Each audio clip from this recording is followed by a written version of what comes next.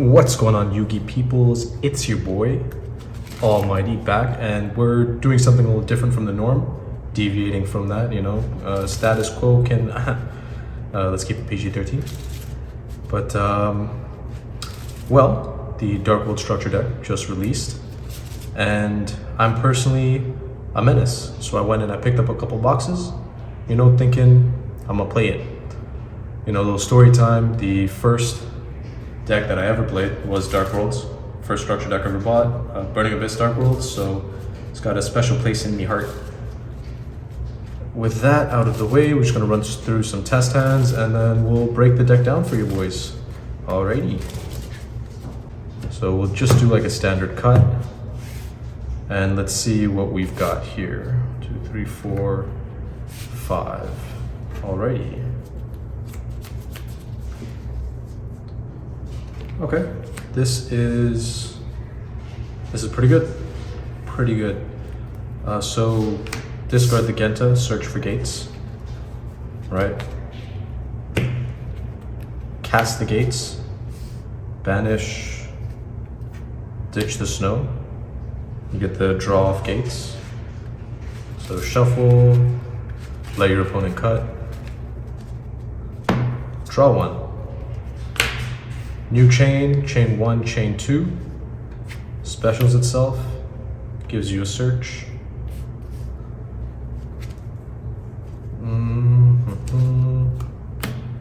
Fusion spell? So yeah, we've got, like, snow is your best option, right? Gives you everything. If it says the word Dark World in it, right, snow's gonna search it for you. So in this case, I'm thinking, what do I really want to get into? Because we obviously know, it's a tier 0 format, whatever, so Dweller should be good. But the question is, what's more important? Stopping the other guy or making sure you got all gas, no brakes? Let's Paul Walker this. No, I will censor that. So, in this case, if I take Ceruli, I can, do a little hand rip. If I take the fusion spell, can get our new boss monster out. If I take archives, I can do more draws. And then, let's see. An ideal end board probably is like Appaloosa, the boss monster, and maybe like a Dweller. So let's see how far we have to go to get to that. So I think it depends on who you're playing up against, right? Obviously. So chances are setting up negates is more important. But because it's like a Danger Dark World deck, the essence, the soul of the deck is gambling. Right, you just got to take risks, got to roll the dice, pick a card, yada yada. So we'll take Archive.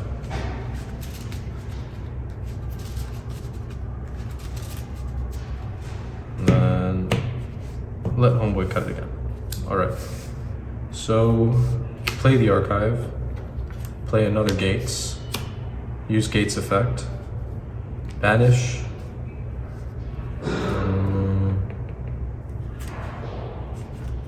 Discard, draw. That worked out. In a new chain, chain 1, chain 2. Discard, draw 1, draw 2. Very good hand. Oof. You hear what I'm saying about this whole gambling thing? Do it all the time, every time. Literally can never go wrong. So now what we're looking at is a session, discarding these two from hand, getting our boss monster out, right? Oh, no, wrong one. Grapha in a dark. So new chain, Ceruli, you give this bad boy to your opponent, right? Ceruli effect forces the discard.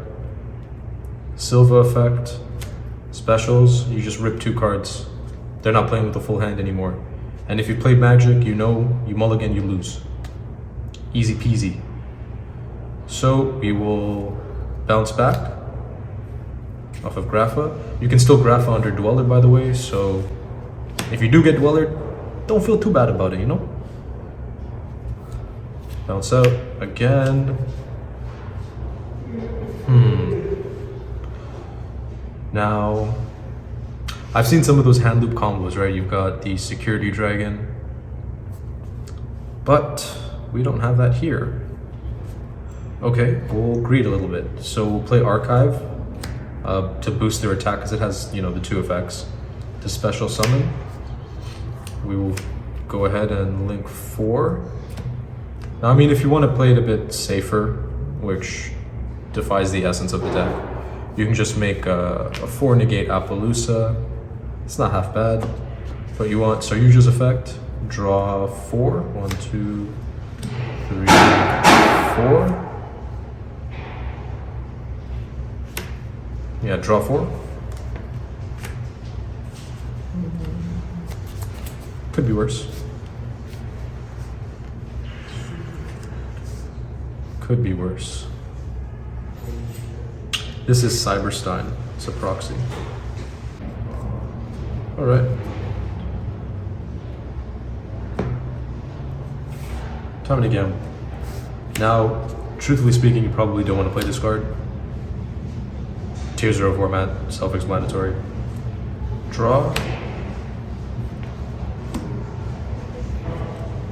Discard. Special. And this just keeps pumping.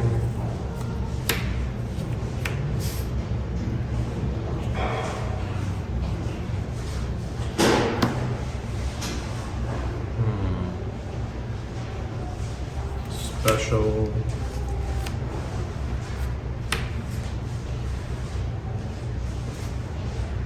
Wow, this is not ideal.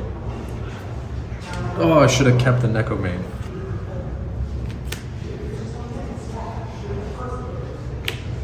Shenanigans.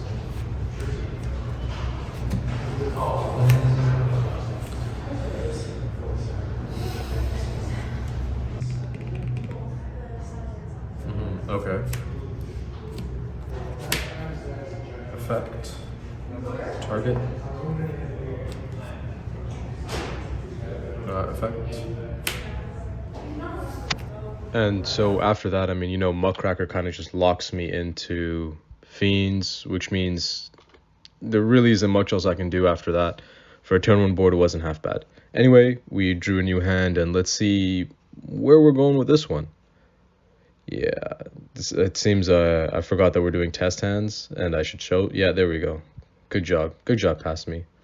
Anyway, definitely having dealings, you know, playing 3 copies of it in the main deck is not wise given the current format, but it's not half bad here. Just as placeholders for like Nessie, basically. Anyway, we use a Thunderbird effect, #gambling. And now the reason, you know, I actually bothered to shuffle it up and roll the dice on top of that is because if you actually see the cards, you can kind of influence the probability of the dice. This is highly esoteric content, so it's not gonna, you know, make sense for everybody, but those of you that do understand what I'm talking about, who've experienced it, you know, manipulating probability and such, I'm sure you understand what it is that I'm speaking of. Anyway, so we decided to play the dealings now, just because we're really trying to get into, honestly, at this point, anything. Chances are your opponent has now got like a Kick Kalos on board or something just because you play dealings. You definitely don't want to be doing it at this stage. And if you are going to be doing it, you want to make it a little safer for yourself. Maybe do a Dweller first. Anyway, holding the Cyberstein in hand is actually semi-decent because I still have my normal. I can get the Cyberstein out, pay the money, get the Fusion Monster out, then link everything off for like Appaloosa and kind of just hope that that's going to be good enough. That's obviously not the best board that you can set up, but because it's the best with what we have at the current moment, you know, you take what you can. Although, once again, you could greed, try to go into a Saryuja, draw cards, see if you can get what you need to make things work. Wholeheartedly recommend that. This deck is built around the concept of gambling. Probably shouldn't admit to that, you know, it almost makes it sound like you have a problem. But it's not really a problem if you keep winning, so I regret nothing.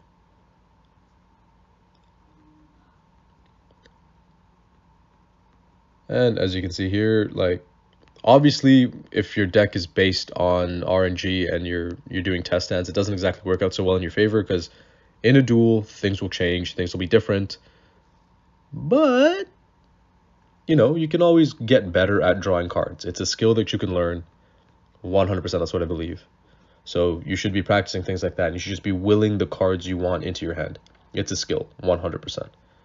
Now here I'm trying to decide what I want to keep and what exactly I want to get rid of. Like, what do I not need?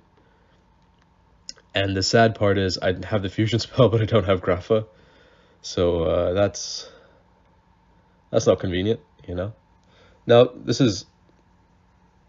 I'm spending way too much time thinking about this, and I definitely should have just cut this a lot shorter.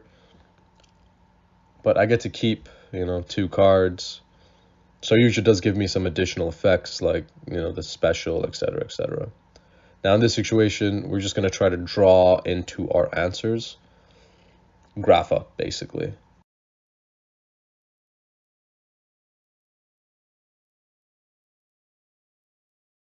So I get the one draw off the gates and the other draw off the brow, Eradicator, and Mothman. Definitely not ideal.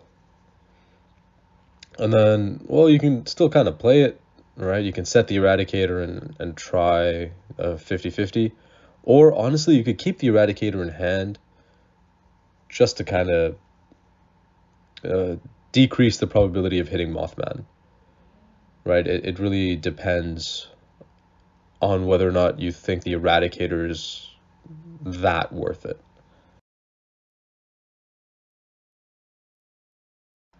Rip, hit the Mothman, but it's still not too bad. Draw 1, discard. And it's like, oh, that worked out, right? Getting the Rainbow. The Rainbow will get me the Grapha. The fusion spell is now live. And next turn, Eradicator will technically be live as well. That's honestly not half bad. Like, it definitely could have been so much worse. Just ended up top decking the right card, and that's what I mean by gambling always pays off. Whenever you have an opportunity to, you know, shoot some dice, play some cards, throw money into the air and hope that it multiplies on the way back down, 100% you should do it. 100% of the time. This is financial advice, but don't quote me on it. Anyway, yeah, it just requires Grapha in a dark, so we get rid of the Thunderbird, not really gonna need Homeboy anymore. But unfortunately, that was as far as we can take that one. So we just draw a new hand. And this one, Brick.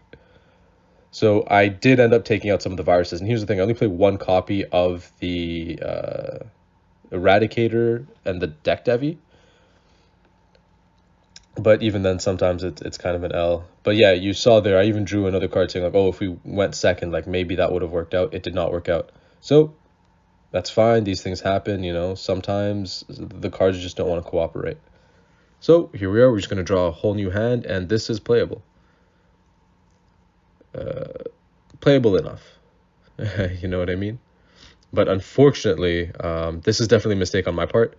You can't play quick play spells the turn you set them, so I should have just held the quick play spell, given that I could just add it back to my hand, even if it does get sniped.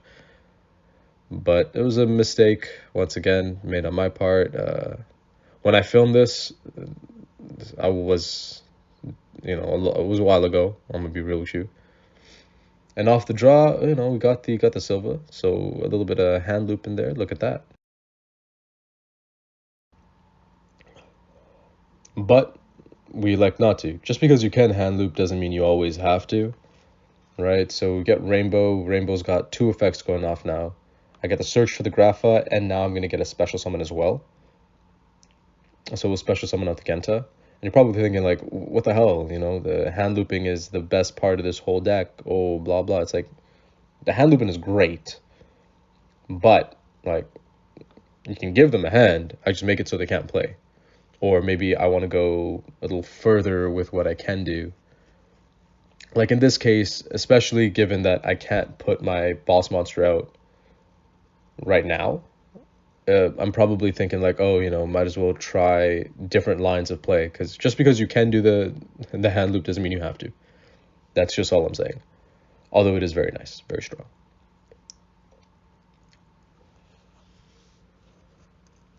So in terms of what to go for out of the extra deck, like obviously we've just got the Dweller and the Dugaris. I'm going to make room for Baguska as well, because under something ridiculous like Dweller or something, Baguska might just be like a safe alternative. Anyhow, yeah, you get the draw two, and I get to discard one. Wow, that kind of works out. Draw phase? Who needs that? Not us, because we're just going to keep drawing cards. So here, it's a simple debate. Like, what do I really need? Yada, yada, yada. I do play the one copy of the Pearl, but it's a reborn, yes, but it's not really something you want to see like this early. However, it's not half bad, I guess. But definitely, there's been a lot of time.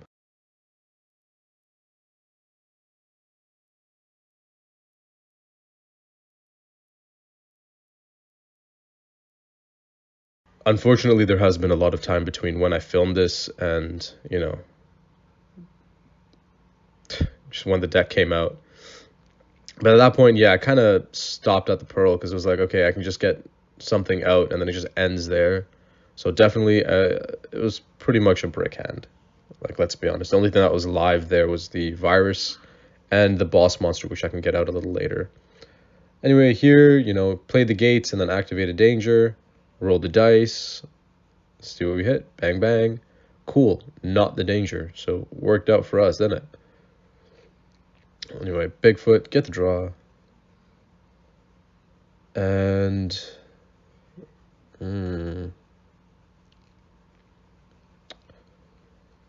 very interesting. Because obviously, yeah, you could use gates, banish the Grapha, discard like the snow, and search for something that may be useful. Or you can just normal summon the snow and try to do something there. So we'll use Muckracker, which definitely is kind of useful. I'm not going to deny that. And technically speaking, this also does set up the turn skip. It's just obviously not a very dominant board position, right? So Muckracker brings back the Grapha, dishes the snow. Snow gives us a search. If we search for the fusion spell, we just set that and kind of pass. Then to their draw step or something, you activate the fusion spell. You get the Silva on board and the boss monster. Your opponent activates an effect. Because you have Necomane in hand, you can theoretically skip their turn. But that's as far as that hand was taking us. And then here we have what's going to be the final test hand. This, yeah. The beginning of the end, for example, you don't want to see that this early. You definitely don't.